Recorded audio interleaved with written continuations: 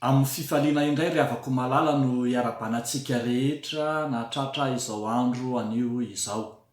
Iaino ny tenin'Andriamanitra avy amin'ny tompo isika, ka melon'izany dia andeha iombona amin'izao vavaka angatahana ny fanahy masina izao. Ivavaka isika ry havako. Andriamanitra rainay masina sy tsara indrindro. Andriamanitra tompon'ny voninahitra ianao, tompon'ny hery, tompon'ny fahefana rehetra ny an-danitra sy ety an-tany, midera mankalaza manome voninahitra anao zahay, ary misaotra anao manokana izahay miteny aminay isan'andro, ary fotoana indrindra zao andrenesanay indray ny afatry ny teninao, hiainanay, hivelomanay, hikolokolo ny fiainanay, ary indrindra hampitombo anay amin'ny finoana sy amin'ny fankatoavana anao. Dia angatanay arak'izany ny fanahy masina, Andriamanitra manatre anay, ny fanahinao masina hanazava ny teninao, ny fanahinao masina hampitoetra ny teninao aty anatinay. Anaran'i Jesosy Tompo. Amen. Ny mofinaina voalahatra ho antsika ry havako malala amin'ity andro anio ity, izay hitantsika eo amin'ny epistily voalohany nosoratan'i Jaona, toko 4, andininy 7 hatramin'ny 11. Amin'ny anaran'ny Tompo manao hoe: ry malala, aoka hifankaty isika fa avy amin'Andriamanitra ny fitiavana, ary izay rehetra tia no naterak'Andriamanitra sady mahalala an'Andriamanitra. Izay tsy tia dia tsy mba mahalala an'Andriamanitra, fa Andriamanitra dia fitiavana. Izao no nanehoana ny fitiavan'Andriamanitra antsika. Andriamanitra naniraka ny zanany lahy tokana tamin'izao tontolo izao mba hahavelona antsika amin'ny alalany. Izao ny fitiavana, tsy ny nitiavantsika an'Andriamanitra, fa ny nitiavany antsika, ka nirahany ny zanany ho avitra noho ny fahotantsika. Ry malala, raha izany no nitiavan'Andriamanitra antsika, dia mba tokony hifankaty kosa isika. Amen. Ray masino, manamasinanay amin'ny fahamarinana, ny teninao no fahamarinana. Amen. Ravako malala ao amin'ny Tompo, ho ampitombonao aminao ane ny fahasoavana sy ny fiadanana avy amin'ilay Andriamanitra ray sy Jesosy Kristy ilay Tompo ny finoantsika. Amen. Ny epistily nosoratan'i Jaona no mofinainantsika anio. Jaona izay fantatsika tsara, ny amin'izay tsy mba nilaza ny tenany, satria efa fantatr'olona loatra momba ny foto-kevitra lehibe izay tao amin'ny tao. Foto-kevitra lehibe izay nanomezan'ny maro anarana ny Jaona apôstôly, dia ny filazany hoe apôstôly ny fitiavana, satria rehefa jerena dia nanjakan'ny fitiavana ary miverimberina matetika ao anatin'ny teny izay nosoratana, nataony amin'ny filazany tsara mitondra ny anarana izany, na amin'ireo epistily 3 izay mitondra ny anarana, eny fa na amin'ny bokin'ny Apokalipsy koa ary, dia miverimberina matetika ny amin'izany fitiavana izany, ka nahatonga azy hisalotra anaram-boninahitra manao hoe apôstôly ny fitiavana. Arak'izany ry havako malala, eto amin'ity mofinaina mba hanomasontsika ity, dia mampiseho indrindra izany fitiavana izany. Asehony Jaona ilay fitiavana fototry ny finoana kristianina, ilay fitiavana fototry ny fanarahana ny Kristy, ilay fitiavana mihoatra lavitra noho ny amin'ny fihavanana malagasy. Zany no iantsonantsika amin'ny fibanjinana ny loha hevitra manao hoe mihavana ao amin'ny Tompo. Arak'izany, ity fitiavana izay ambaran'ny apôstôly Jaona ity no azo lazaina fa kitro hifaharan'ny fihavanana. Ny fitiavana kitro hifaharan'ny fihavanana ao amin'ny Tompo. Andeha ary ho jerentsika voalohany ao arak'izany fa Andriamanitra no loharanon'ny fitiavana. Andriamanitra no loharanon'ny fitiavana. Rehefa mamaky, verina mamaky isika ilay mofinaina teo, manomboka amin'ny 15 sy ny 15 ary ny 10, dia miverimberina ny mahatoetra an'Andriamanitra ny fitiavana. Eo amin'ny 15 sy 15 ary 10 dia hitantsika taratra fa tsy Andriamanitra tiantsika fotsiny izy, fa ny toetrany mihitsy, zany hoe ny maha izy azy an'Andriamanitra mihitsy no efa fitiavana. Zao no voalaza amina hoe izay tsy tia ozy dia tsy mba malala an'Andriamanitra, fa Andriamanitra dia fitiavana. Ny toetra an'Andriamanitra mihitsy ny fitiavana.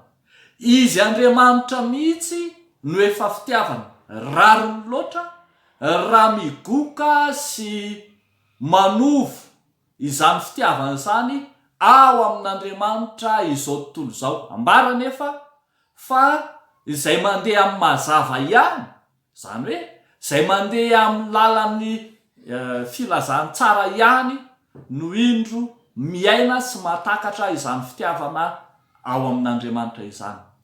Ambara arak'izany ry havako malala fa ny fitiavana dia tovozona ao amin'Andriamanitra, ka izay rehetra mifamato-piainana, mifandray lalina tena iray amin'io Andriamanitra ihany no mahatsapa sy mahatakatra ny hasaribidin'ny fitiavana sy ny alalan'izany fitiavana izany. Izao tontolo izao dia tsy mba mahita na mahatakatra izany fitiavana izany satria tsy manana fifandraisana amin'Andriamanitra izy. Izao tontolo izao dia tsy mahatakatra akory ny halalana izany fitiavana izany satria tsy hitany ary tsy fantany ary tsy nandramany akory izany. Fa isika mpino izay nanandrana amin'ny fiainana kristianina, izay manomboka mifamato-piainana amin'Andriamanitra, dia mahatakatra sy mahatsapa fa Andriamanitra dia fitiavana. Ary raha somary andeha lalindalina kokoa isika dia ambaran'ity soratra masina ity fa ny ivo mahafitiavana an'Andriamanitra dia noho ny amin'ny zanany izay nekeny ho atao fanatitra, nekeny hiray, nekeny ho atolotra ho an'izao tontolo izao. Hoy ny voalaza ao amin'ny 15 manao hoe izao no nanehoana ny fitiavan'Andriamanitra antsika. Andriamanitra naniraka ny zanany lahatokana amin'izao tontolo izao mba hahavelona antsika amin'ny alalany. Ny tena fitiavana izany dia ilay Andriamanitra nanolo-tena tamin'ny alalan'i Jesosy Kristy zanan'ilay tokana. Ny tena fitiavana dia ilay fanirahan-tena nataon'Andriamanitra tetỳ amin'izao tontolo izao tamin'ny alalan'i Jesosy Kristy. Ny tena fitiavana dia ilay nanafoanan'Andriamanitra ny tenany sy ny maha izy azy, ny maha-Andriamanitra azy ka nakany ny endriky ny olombelona, nakany ny toeran'ny olombelona, ka natonga azy ho toy ny mpanota mba hizaka ny fahotamin'izao tontolo izao. Araka ny ambarany 10 manao hoe ka nirahany zanany ho avitra noho ny fahotantsika. Ry havako malala, ny manam-pitiavana izany na ny mahatakatra izany fitiavana izany dia izay rehetra manaiky handray an'izany Jesosy Kristy nanira-tena, ny solo vaika ny akalana, izay rehetra manaiky handray an'izany Jesosy Kristy nanolo-tena noho ny fahotana izao tontolo izao izany. Zany no manam-pitiavana. Ary raha tena jerena ny 15 ry havako malala, ny fitiavana dia avy amin'izy Andriamanitra ihany. Hoy ny voalaza, izao ny fitiavana, tsy ny nitiavantsika an'Andriamanitra fa ny nitiavany antsika. Andriamanitra no tia antsika taloha. Andriamanitra no efa nandefa mialoha ny fitiavana izao tontolo izao. Andriamanitra no nanana ainga vaovao hitia, ary izany raha tia no anana ny mpino fitiavana ao anatiny. Marina mandrakariva zany lay vavaka fanaotsika mpino rehefa misy ny sakramentany batisa de averina mandrakariva lay vavaka manao hoe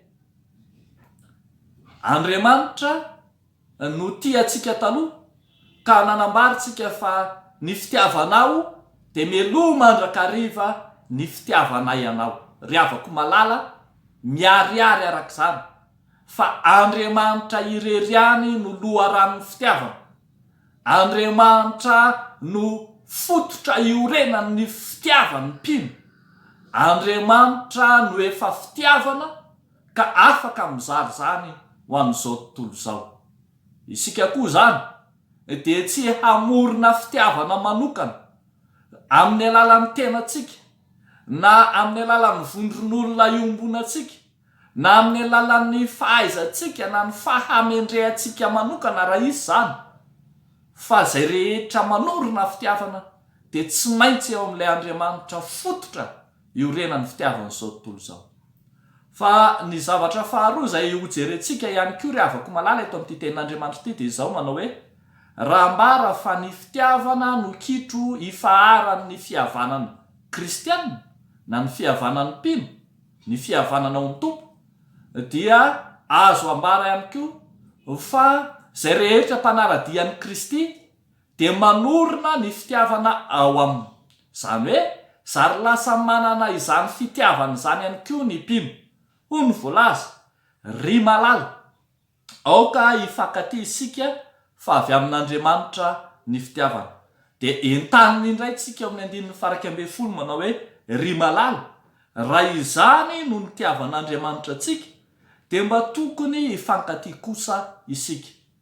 Ao anatin'ny mofinaina zay novakitsika teo zany ry havako malala de hitatsika fa manomboka sy mamarana ny mofinainantsika teo ny antso ny amin'izay tokony hifankatiavatsika.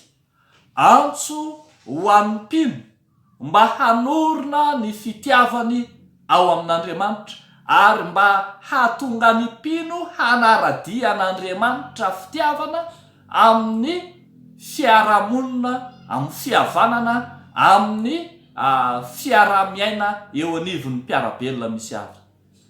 Atsomin'ny tenin'Andriamanitra isika hifankatia. Atsomin'ny tenin'Andriamanitra isika hampiatra ny fitiavana na hahatonga antsika hiaina izany fitiavana izany amin'ny fiainana andavanandro. Zany hoe zany rehefa avy manovo ilay fitiavana ao amin'Andriamanitra isika de antsomin'ny tenin'Andriamanitra mba hahatonga antsika hampiatra zany fitiavan'Andriamanitra izany eo anivon'ny mpiarabelona antsika. Zao mantsy ny voalaza manao hoe aoka ifankaty isika fa avy amin'Andriamanitra ny fitiavana ary zay rehetra tia no naterak'Andriamanitra sady malala an'Andriamanitra, fa izay tsy tia de tsy mahalala an'Andriamanitra. Zany hoe zany profo anehoana ny fitiavantsika an'Andriamanitra ny ahafahantsika mity ny hafa. Zay rehetra milaza fa tia ny hafa kanefa tsy tia an'Andriamanitra de mandanga izy ho ny soratra masina.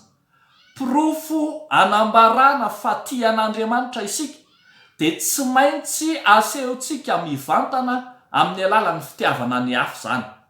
Ary raha misy koa milaza fa tia ny hafa izy, tia ny mpiarabelona aminy, de tsy maintsy tia an'Andriamanitra ihany koa. Zany hoe zany mifanohy ny fitiavantsika an'Andriamanitra sy ny fitiavantsika any hafa na ireo manodidina antsika. Tsy niteny foana Jesosy Kristy ry havako malala raha niteny sy namehy ireo didy ka nilazany amin'ireo didy lehibe rehefa nanontaniany zany.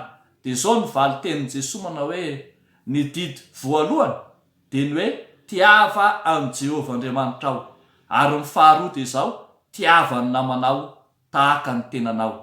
Feny fitiavana ry havako malala ny fitiavantsika ny hafa sy ny fitiavantsika an'Andriamanitra. Tsy maintsy asehontsika amin'ny fomba hita maso amin'ny mpiaramonina antsika, amin'ny manodidina antsika, amin'ny mpiara-mivavaka, amin'ny ao an-tokantrano ny fitiavantsika an'Andriamanitra.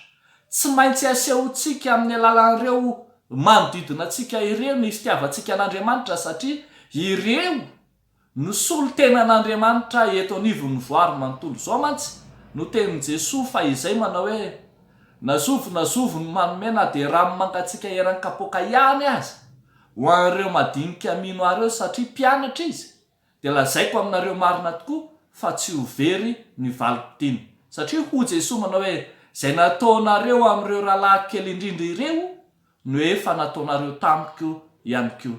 Mazava arak'izany ry havako malala fa tena fanehoana ny fitiavana n'Andriamanitra ny fanaova-tsoa, ny fanehoana ny fitiavana, ny fampiarana ny fitiavana eo anivon'ny mpiarabelona.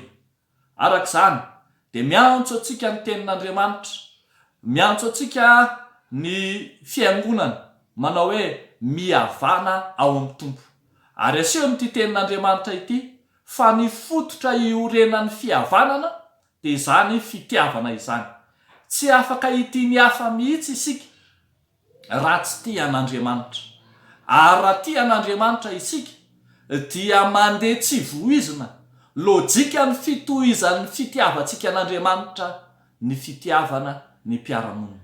Andeha ary havako malala hampiorina izany fitiavantsika ny hafa izany eo anivon'ny sehatra rehetra manodidina antsika, fa izany no ahafantarana antsika fa mpianatra isika raha mifankatia. Dia ho an'Andriamanitra irery any ny voninahitra ho amintsika izany tenin'Andriamanitra izany, hivavaka isika. Misaotra anao izay Andriamanitra nampianarinao indray ny didin'ny fitiavana, fa ianao Andriamanitra no loharano fitiavana ka afaka manovo sy mandray izany izahay aminao. Efa nanolo tenenao tamin'ny alalan'i Jesosy Kristy zokinay, ka nanaiky ho tonga olombelona na dia Andriamanitra aza, ary izany no fitiavana. Fandreto ihany koa izahay, vonina Tompo hifankatia, vonina handrava ny hevitry ny fisarana eo anivon'ny mpiarabelona aminay, eo anivon'ny mpiaramonina, eo anivon'ny fianakaviana sy ny ankonana, eo anivon'ny fiangonana sy ny firenena. Vonina izay Tompo hampanjaka ny fitiavanao, izay efa mialoha mandrakariva ny fitiavanay anao. Zinona moa izay Andriamanitra no afaka hiaina samirery ny fitiavana, fa tsaronay fa ianao Andriamanitra mihitsy no efa tianay. Koa misaotra midera mankalaza anao zahay noho ny amin'izany fitiavana sarobidy loatra izany. Fa ankehitriny kosa dia mivavaka ao amin'ny fiangonanao zahay mba ho voakolokolo sy ho voatahiry amin'izany fitiavanao izany ny fiangonana, haharitra mandra-piavinao eny amin'ny rahony lanitra. Dia amin'ny anaranao Jesosy no anaovanay sy angatanay izany mivavaka izany. Amen.